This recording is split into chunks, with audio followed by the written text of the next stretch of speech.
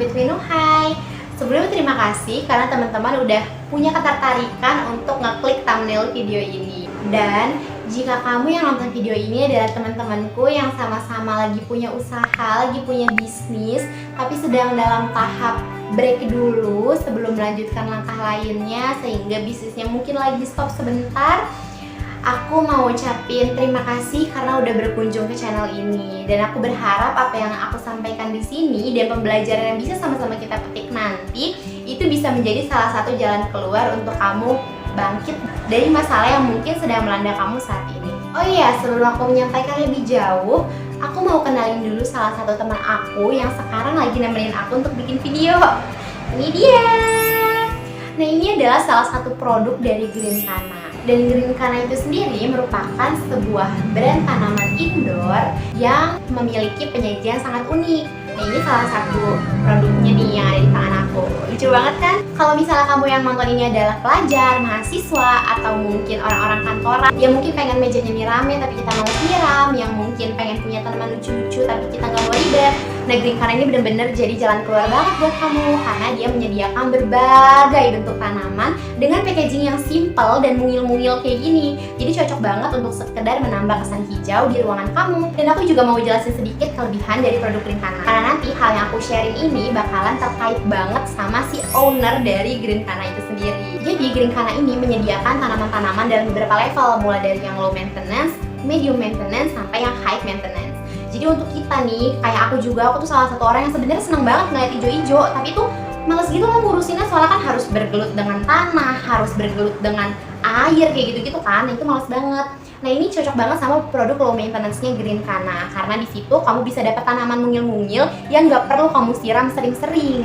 Untuk lebih lengkapnya kamu bisa langsung aja cek di Instagramnya Greencana. Dan gak cuma itu, Greencana juga punya banyak banget jenis produk mulai dari tanamannya sampai potnya sampai raknya yang bisa banget kamu langsung kepoin. Dan di sini Greencana itu juga punya salah satu kelebihan yaitu kamu free konsultasi. Jadi kalau misalnya kamu udah punya tanaman nih, tapi kamu punya masalah atau apa, Greencana juga bisa bantu untuk mengatasi masalah tersebut. Dan yang pasti tanaman-tanaman yang kamu beli di Greencana ini adalah garansi 100%. Jadi kalau misalnya dalam beberapa waktu rusak atau mungkin mati, kamu bisa banget langsung minta garansinya ke Greencana.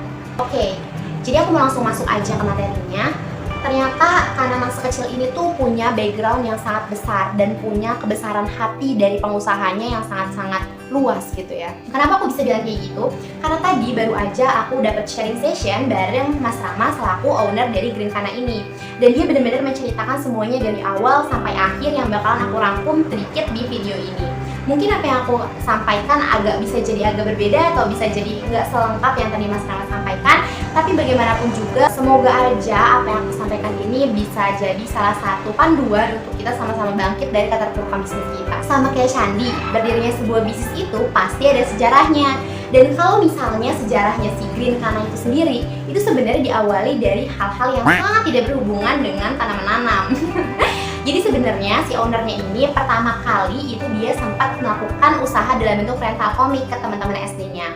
Tapi kemudian dia dapat masalah tuh karena dia rental komik di sekolah, otomatis dong sama gurunya komik-komiknya dia itu disita dan akhirnya dia jadi nggak bisa dapat uang jajan tambahan dari rental komik itu lagi. Akhirnya dia memutuskan untuk tidak lagi berbisnis karena pasti dong ada rasa kecewa gitu ya di dalam diri ketika usaha yang udah kita lakuin nggak dianggap sama orang lain. Dan setelah melakukan rental komik, akhirnya dia juga memutuskan untuk berbisnis kalung, gelang, pokoknya semacam itulah rangkai-merangkai yang dia buat dari benang, terus dari manik-manik dan sebagainya. Dan di sini dia juga mengikuti sebuah tren. Ketika itu tuh Dreamcatcher tuh tahu kan yang penangkap mimpi itu. Nah itu tuh lagi hits banget gara-gara drama Korea. Akhirnya dia menangkap peluang itu dan memasukkan Dreamcatcher ke dalam bisnis kalung gelangnya ini. Dan ternyata hal itu benar-benar membuahkan hasil dan dia punya penghasilan yang lumayan dari situ. Tapi namanya juga tren ya, pasti ada masa surutnya. Dan akhirnya bener aja tuh masa-masa kejayaan Dreamcatcher akhirnya runtuh juga. Dan ketika penjualannya itu menurun, dia memutuskan untuk menghentikan bisnis itu terlebih dahulu. Nggak berapa lama kemudian, akhirnya dia juga memutuskan untuk membentuk bisnis yang lain. Jadi emang Mas Rama orangnya kreatif banget ya, jadi kepikiran aja gitu ide-ide bisnis lainnya. Dan akhirnya dia bikin hal yang mungkin kalian tuh sering dengernya cuma di Penugasan Prakarya doang. Jadi dia tuh bikin lampu hias, tapi lampu hiasnya itu terbuat dari stik es krim. sebenarnya kan itu hal yang terdengar cukup mudah gitu ya, tapi dengan ide-ide dan improvement akhirnya hal itu bisa menjadi sebuah produk yang sangat laku di pasaran. Dan waktu itu Mas Rama ini bahkan udah bisa memproduksi dalam jumlah banyak dan apa ya, jatuhnya ini tuh lumayan gitu ya, lumayan menguntungkan meskipun masih dengan sistem pre-order karena kan pasti bikinnya sesuai dengan pesanan yang masuk. Dan ketika itu dia mendapatkan sebuah pesanan dalam jumlah besar. Seneng dong orang namanya baru punya bisnis terus dipesen begitu ya dalam jumlah banyak. Tapi ternyata ketika melakukan payment yang dilakukan itu cuma bukti transfer yang diedit, jadi nggak benar-benar masuk uangnya. Dari situlah Mas Rama mulai ngerasa ngedown dan cukup ada rasa trauma untuk melaksanakan bisnis karena di saat dia lagi hype banget, lagi seneng banget, tiba-tiba dia malah tertimpa musibah seperti itu yang benar-benar nggak terduga. Dan karena itulah akhirnya dia membutuhkan beberapa waktu untuk istirahat, untuk tidak memikirkan bisnis dulu, bahkan sempat kepikiran bahwa ya oke lah, mungkin emang gue tuh sebenarnya nggak cocok gitu di bisnis, mungkin jalan gue yang lain bukan di bisnis gitu. Dan akhirnya keputusan itu di-ACC dengan menjadi seorang freelancer tour guide. Jadi dia ini kan jurusan kuliahnya bahasa Inggris tuh, jadi dia punya potensi lah untuk mengembangkan skill tour guide-nya itu. Terus habis itu dia bergerak cukup lama di bidang pariwisata, kira-kira 2 tahun, sampai akhirnya dia ada di sebuah titik di mana penghasilannya itu tuh terasa habis gitu aja, tanpa ada saving, tanpa ada investasi dan lain sebagainya. Dan akhirnya dia berusaha untuk mengumpulkan niatnya kembali untuk melaksanakan bisnis.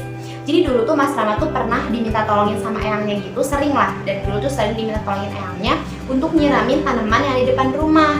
Dan nanti ketika udah selesai nyiram, dia bakalan dikasih uang jajan deh.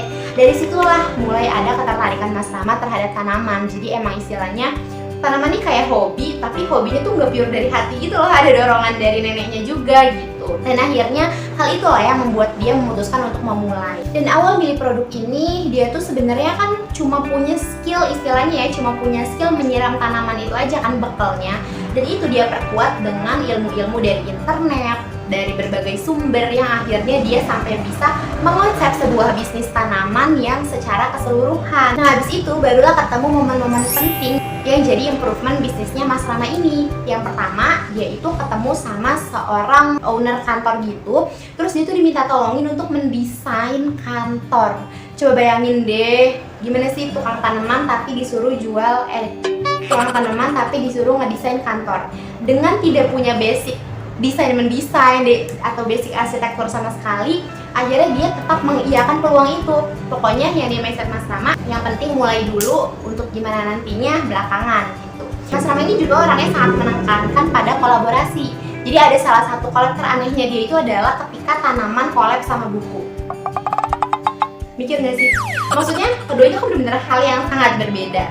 Tapi dengan pemikiran kreatif itu ternyata hal itu bisa tetap menjadi sebuah peluang untuk mengembangkan usahanya, yaitu dengan membuat sebuah sistem konsinyasi antara usaha Green Kana, usaha buku tersebut, dan juga usaha ramen. Jadi tempat ramen ini tuh dia kayak ngadain bandel-bandel promo gitu, yang di situ salah satu free gift-nya gitu lah ya dari bandel itu adalah mendapatkan tanaman atau bukunya tadi. Jadi ternyata tetap bisa tanaman tuh collab sama buku. Dan satu hal lagi yang jadi prinsip Mas Rama dan sangat menarik itu adalah dia selalu menjadikan pertemuan dengan orang lain sebagai sebuah peluang. Jadi dia tuh bilangnya kalau misalnya nongkrong tuh bukan nongkrong tapi bangun relasi gitu. Jadi dia benar-benar nggak pernah nge-distract pikirannya pakai handphone dan lain-lain. Dia fokus untuk ngobrol sama orangnya, fokus untuk menggali potensi dari orangnya, sehingga dia bisa menemukan peluang-peluang baru yang barangkali bisa dikembangkan dengan orang itu.